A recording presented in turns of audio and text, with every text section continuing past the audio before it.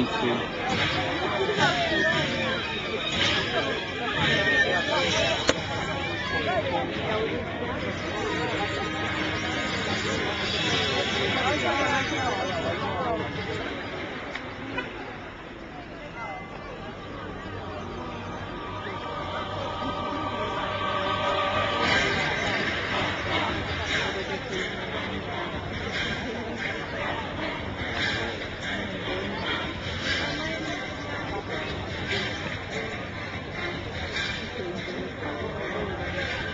Ruggero, che nel frattempo aveva assistito al combattimento, sicuro di vedere Goffredo vittorioso, non crede ai suoi occhi quando lo vede soccombere sotto i colpi della spada di Ferdinando d'Arme.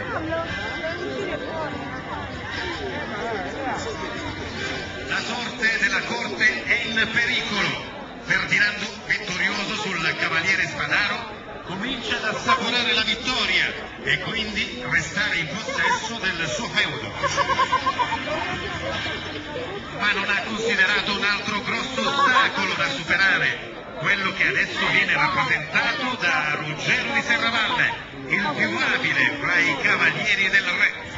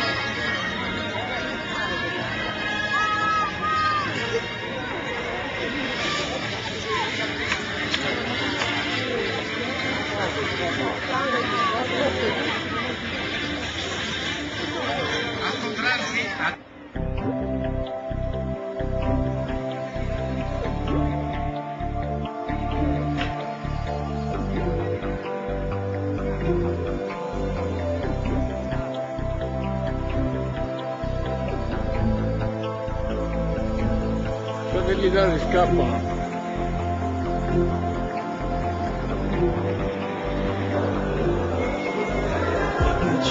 Per sognare l'aria artificiale dei locali e dei concerti, l'allucinazione da sofismi senza senso.